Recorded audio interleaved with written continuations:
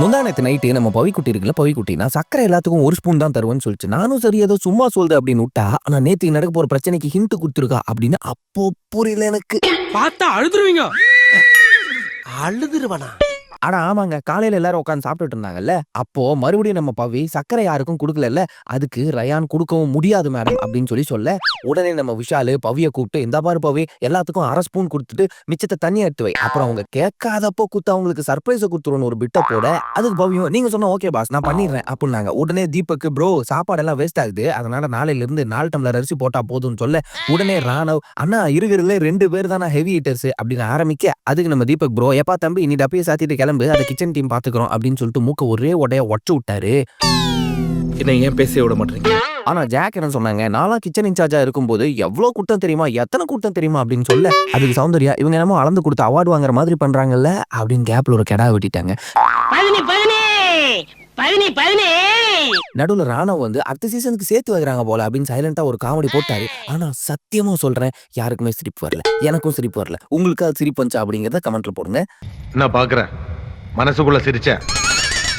இதை கேட்ட கேப்டன் சரிமா கொஞ்சம் டைம் கொடுங்க அப்படின்னு சொல்ல, ஆனா விட்டலையே நம்ம சவுண்டு. பவி கிச்சன் இன்சார்ஜா இல்லாதப்போ சுகர் தேவைப்பட்டது, ஆனா இப்போ அவங்க கிச்சன் இன்சார்ஜா இருந்துட்டு ஸ்ட்ரிக்டா நடந்தா பெஸ்ட் பெர்ஃபார்மன்ஸை தூக்கி குடுத்துருவாங்க நினைப்பு போல அப்படின்னு பவியை சைலண்டா ஒரு குத்த ஓரளவுக்கு மேல்தான் நாம் பொறுமையை கையாள முடியும். இந்த பக்கம் நம்ம ஜாக் ஆரம்பிச்சாங்க, நான் கிச்சன் இன்சார்ஜா இருக்கும்போது எல்லாத்துக்கும் சுகர் கொடுத்தேன், கம்மியா இருக்கும்போது சொல்லிக்கலாம்னு நினைச்சேன், ஆனா பவி இப்போ இன்சார்ஜா இருக்கிறாங்க, அதனால அவங்க இப்படி பண்றது எனக்கு சுத்தமா பிடிக்கல. ஹவுஸ்மேட்டா இருக்கும்போது அவங்களுக்கு தோணி இருக்கணும் நம்ம சுகரை சேவ் பண்ணணும் அப்படின்னு சொல்லிட்டு, ஆனா அதை அவங்க பண்ணவே இல்லை. இப்போ வந்து ரயான் சொல்றதை கேட்டுட்டு நான் கொடுக்க மாட்டேன்னு சொன்னா, கடம்பாக்கே கையில துப்பாக்கினானா?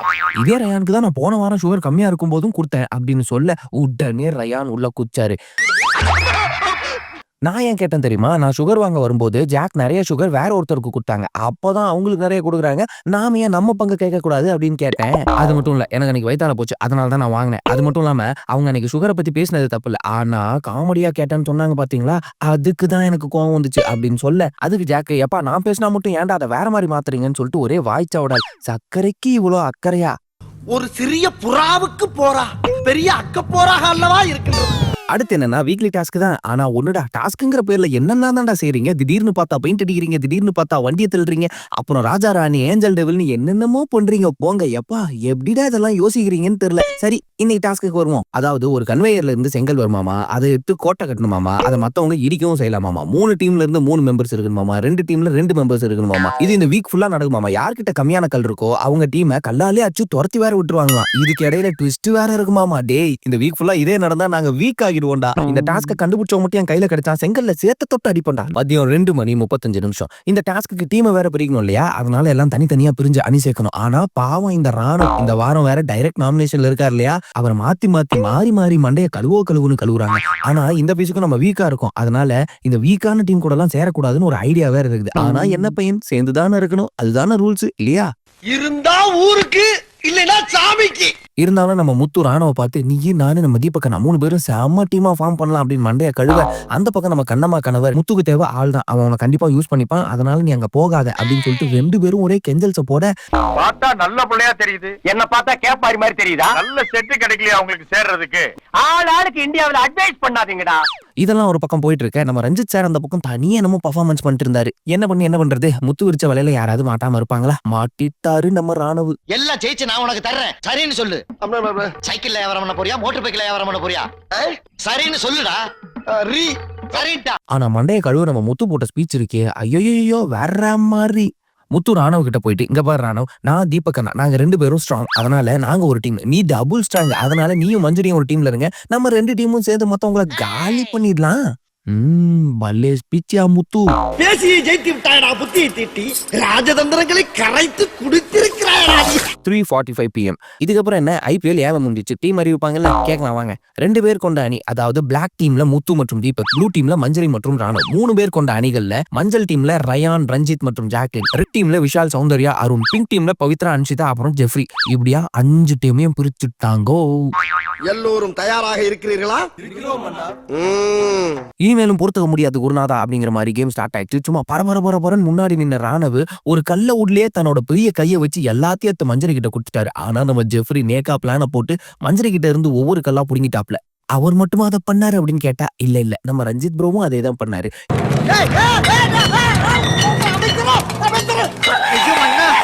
என்னடா குவிந்து கிடக்கிறீர்கள்? ஐயோக்கிய பயிலா. இந்த ஜெஃப்ரி அந்த கன்வேயர்ல இருந்து ஒரு கல்ல கூட எடுக்கலையே. தீபக் அண்ணா கிட்ட இருந்து நேக்கா டாக்கா போட்டு தூக்கிட்டு போயிட்டான். நான் வெறும் வயித்தோட சொல்றேன், யாருமே நல்லா இருக்க மாட்டாங்க. இந்த ஜெஃப்ரி போன ஜென்மத்துல பெரிய புடிங்கியா பிறந்திருப்பான் போலங்க. பாவம் நம்ம மஞ்சரி உட்காந்து பார்த்தாங்க, பட்டு பார்த்தாங்க உள்ளேயே. அப்போ நம்ம ஜெஃப்ரி வந்து ஒரு கல்ல தூக்க, ரஞ்சித் ப்ரோ இன்னொரு கல்ல தூக்க, இதுக்கு நடுவுல அருண் ஜெஃப்ரிக்கு சிக்னல் வேற கொடுக்குறாரு. இதை பார்த்து கோவமா வந்த ராணவ ஜெஃப்ரி தடுக்க, அருண் அப்ப சொன்னாரு அவன் அடிக்கதான் வந்தான், அப்படி அடிக்க வந்தானா அவன் நானும் கண்டிப்பா அடிப்பேன்னு சொல்ல, அதுக்கு மஞ்சரி எடுக்க வரதுக்கு முன்னாடி எதுக்கு அடிக்கிறான்னு சொல்லுவீங்கன்னு சொல்ல, அதுக்கு அவரு நான் பார்த்தேன் அவன் வரும்போதே அடிக்கதான் வந்தான், நான் மட்டும் வரலனா அவங்க கண்டிப்பா ஏதாவது பண்ணிருப்பான்னு நடந்த விஷயத்த அப்படியே தனக்கேத்த மாதிரி வழக்கம் போல மாத்தி விட்டாரு நம்ம கணவர். டேய் லைட்டா ஒரு பாயிண்ட் போட்டு வேட்டி கீழே வெடி வைக்க பாக்குற பத்தியா? உன் அரசியல யார்ட்ட பண்ற? ஆனா ராணவ் விடுற மாதிரி தெரியல. ஜெஃப்ரி கிட்ட இருந்து ஒரு கல்ல எடுக்க போக நம்ம ஜெஃப்ரி ஒரு ஹேண்ட்ல லாக்க போட்டு உட்கார வச்சுட்டாப்ல. இந்த பக்கம் நம்ம மஞ்சரி கிட்ட இருந்து அருண் கல்ல புடுங்க, அந்த பக்கம் நம்ம முத்து அருணை பிடிக்க ஒரே கொலாயடி சண்டையா தான் போயிட்டு இருந்தது. நீ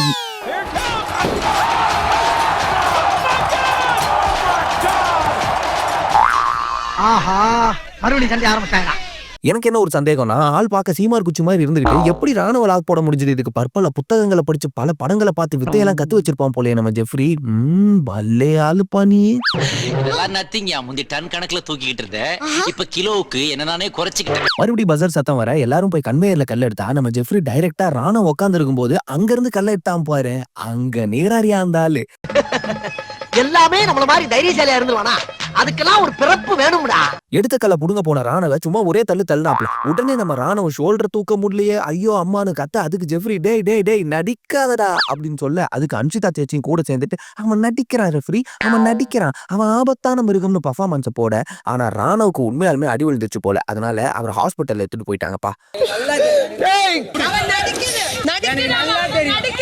ஏன்டா அறிவு கேட்டவனே? அறிவு இருக்கா உனக்கு? மடப்பல முட்டாப்பல சோத்த திங்கிறியா? சோத்த விட்டு லட்டிய திங்கிறியா?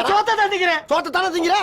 உள்ள போயிட்டு வந்த அருண் எல்லாரும் கேம ஹோல்ட் பண்ணுங்க, அவனுக்கு எப்படி அடி விழுந்துச்சு அப்படின்னு கேட்க நம்ம ஜெஃப்ரி நான் இப்படிதான் தள்ளேன், ஆனா அவன் அப்படி விழுந்த அந்த ஷோல்டர் பிடிச்சிருக்கான், அந்த ஷோல்டர் அடி விழுந்ததுக்கு இதுக்கும் சம்பந்தமே இல்லையா அப்படின்னு சொல்ல, இதை பார்த்த முத்து தீபக் ப்ரோ கிட்ட போயிட்டு நம்ம ராணுவ எடுத்திருக்க கூடாதோன்னு ஒரு டாக்கு. யோ இந்த நேரத்துல இது முக்கியமாயா? நீ மனுஷனா எவ்வளவு நீ நாரப்பையில இதுக்கு நடுவுல கேப்ல சௌந்தர்யா ஒண்ணு சொன்னாங்க. நான் ஒண்ணு சொல்றேன், உண்மையாலுமே அடி விழுந்திருந்தா ஓகே, ஆனா அவன் மட்டும் ஆக்டிங்க போட்டிருந்தா அதை விட கேவலமான ஒரு விஷயம் இங்க இல்லவே இல்லைன்னு சொல்லிட்டு தன்னோட பெர்ஃபார்மன்ஸை போட்டு விட்டுருச்சு. அப்ப எவன் வீட்டுல இல விழுந்தாலும் பரவாயில்ல, உங்களுக்கு பகல்ல ஃபர்ஸ்ட் நைட் நடக்கணும் அப்படிதானே? அதுக்கு அருண் உண்மையாலுமே அடி விழுந்திருந்தா அப்போ என்ன பண்றதுன்னு கேட்க, அதுக்கு சௌந்தர்யா அப்படி இருந்ததுன்னா ஓகே தாங்க அப்படின்னு அவங்களோட பேச்சை முடிச்சுட்டாங்க. அதுக்கு அருண் ஆரம்பிச்ச 1/2 மணி நேரத்திலே ஒருத்தன் அவுட் அப்படின்னு வார்த்தையை போட, அதுக்கு நம்ம விஷாலி ஏன்டா இப்படி சொல்ற, ஒருத்தன் அவுட்டுன்னு வாய கழுவுடா அப்படின்னு குத்த, அதுக்கு விடுவாரா நம்ம அருண். டேய் நான் அப்படிதான்டா பேசுவேன், நான் தப்பு நடந்தா தட்டி கேப்பண்டா, நான் கேப்பண்டான்னு வழக்கம் போல அருணின் அரைகோவலை இறக்கி விட்டாரு. அதுக்கு நம்ம ஜாக்லின் அருண் எல்லா கேம்லயும் இப்படி பண்ற, அறிவில்லை அப்படின்னு சொல்ல, ஆமா எல்லா கேம்லயும் என்னையே சொல்லுங்க, நான் பேசினா மட்டும் எல்லாரும் ஒன்னா சேர்ந்து வந்துருவீங்களே அப்படின்னு மீண்டும் பேச, அப்ப எனக்கு தோணுது என்னன்னா, சார் ரைட் இந்த வீக்கெண்டும் அருணுக்கு பல பக்கம் இயங்கும் போல. ஈவினிங் 6:35 டாஸ்க் முடிஞ்சதுக்கு அப்புறம் என்ன பண்ணணும், இன்னைக்கு நடந்ததை பத்தி பேசணுமா இல்லையா? அதனால நம்ம ஜெஃப்ரி சௌந்தர்யா ஜாக்லின் 3 பேரும் சேர்ந்து ராணுவ பத்தி பாவமா பேசுவாங்கன்னு பார்த்தா வேற மாதிரி பேசினாங்க. சௌந்தர்யா இருந்துட்டு இந்த ராணுவ சரியான நடிகண்டா, அவன் என்ன பண்றான்னு அவனுக்கு மட்டும் தான் தெரியும், எனக்கு தெரிஞ்சு நடிப்பாதான் இருக்கும்னு சொல்ல, அதுக்கு நம்ம ஜெஃப்ரி ஆமா மச்சான் நான் தள்ளி விட்டது ரைட்ல, ஆனா அடி விழுந்தது லெஃப்ட்ல, அது அப்படி அப்படின்னு ஒரு பேச்சை போட்டாரு. இவனெல்லாம் திருத்தவே முடியாது, கலிகாலம். இவங்க மட்டும் இப்படி பேசினா பரவாயில்லையே, கூட நம்ம அன்ஷிதா சேச்சியும் சேர்ந்துட்டாங்க. நம்ம அன்ஷிதா சேச்சி வந்து எனக்கு தெரியும் அவன் நடிகன், இந்த வீக்கெண்ட் இருக்கு அவனுக்கு அப்படின்னு அவங்களும் இதையே சொல்ல, இறக்கம் இல்லாம இருக்காங்க மனுஷங்க. ஆனா நம்ம ராணுவ கையில கட்ட போட்டுட்டு வந்து பிக் பாஸ் கிட்ட ஒரே ஹீரோ டைலாக். அது என்னன்னா, பிக் பாஸ் நான் கண்டிப்பா விளையாடுவேன் பிக் பாஸ், ஒரு கை போனா என்ன, இன்னொரு கை இருக்கே, அதை வச்சு நான் நல்லா விளையாடுவேன் பிக் பாஸ் அப்படின்னு ஒரே வீர பேச்சா பேசினாரு. அப்படியே பெரிய காலி இவரு, 2 கையும் 2 காலும் போனா கூட காலிங்கிறவன் பொழிச்சுப்பான் டைலாக் பேசுறாரு. தம்பி இப்போதைக்கு வீரம் முக்கியம் இல்ல, விவேகம் தான் முக்கியம். அப்புறம் என்ன, நம்ம பெரிய முதலாளி விஷாலை கூப்பிட்டு இந்த பீஸை நீ பாத்துக்க அப்படின்னு சொல்லி விட்டாப்ல. அடிபட்ட ராணுவ எல்லாரும் உட்கார வச்சு நான் நீ நடிகரன் நினைச்சேன்டா, சோ சாரி அப்படின்னு மனசார சொல்றேன், மண்ணாங்கட்டியா சொல்றேன்னு சொல்லிட்டு ஒரே சோக பேச்சு. இன்னும் போலையா? மாமாவளைய பார்த்துட்டு அவர் ரெஸ்ட் எடுக்கட்டும் வா. இடையில மஞ்சரி எந்திரிச்சு, ஓகே இது இப்ப நடந்துருச்சு, எல்லாம் நடந்ததுக்கு அப்புறம் என்ன சாரி சொல்றீங்க, இனிமே நடக்காம பாத்துங்கன்னு கொளுத்தி போட நம்ம சவுண்டு திடீர்னு எந்திரிச்சு. எனக்கு ராணுவ கீழே விழுந்த உடனே அவன் நடிக்கிறான்னு தான் தோணுச்சு. அது ஏன் தப்பு இல்ல, ஏன்னா அவன் இதுக்கு முன்னாடி நிறைய நடிச்சிருக்கான், அதனால நானும் இது நடிப்புன்னு நினைச்சேன் அப்படின்னு சொல்ல, அதுக்கு ராணுவ அப்போ நான் பண்றதெல்லாம் பிராங்க்னு நினைக்கிறீங்களா அப்படின்னு கோவப்பட்டாரு. அவன் சோகத்துல உட்கார்ந்துட்டு இருக்கான், நீ லிப்பு மட்டும் கொடுக்குற பாரதேஷ் நாய. உடனே முத்து வந்து எல்லாம் பண்ணதுக்கு அப்புறம் சாரி கேட்கறத விட இனிமே நடக்காம பாத்துக்கங்கன்னு தன்னோட பெர்ஃபார்மன்ஸை வழக்கம் போல போட்டு இறக்கி விட ஒரு வழியா கூட்டம் கலைஞ்சு போச்சு. ஆனா நம்ம சௌந்தர்யா விடுற மாதிரியே இல்ல. நான்லாம் சாரி கேட்க எந்திரிக்கல, எனக்கு என்ன தோணுச்சோ அதை நான் சொல்ல எந்திரிச்சேன். இது முழுக்க முழுக்க அவனோட தப்பு தான் ஒரு குத்த குத்திட்டு இந்த முத்து எப்படியோ கடைசியில நல்லவன் ஆயிட்டான்ல அப்படின்னு அங்கேயும் ஒரு குத்த குத்திட்டு எபிசோட முடிச்சு விட்டாங்க. ஆனா நான் எபிசோட முடிக்கிறதுக்கு முன்னாடி எனக்கு ஒரு கேள்வி, உண்மையாவே ராணுவுக்கு அடிபட்டு இருக்குமா இல்ல ஒரு ஆக்டிங் போட்டிருப்பாரா, என்ன நடந்திருக்கும் நீங்க நினைக்கிறீங்கிறத கமெண்ட்ல போடுங்க. நான் மறுபடியும் நாளைக்கு எபிசோட்ல உங்களை மீட் பண்றேன். Tata bye bye, see you, take care.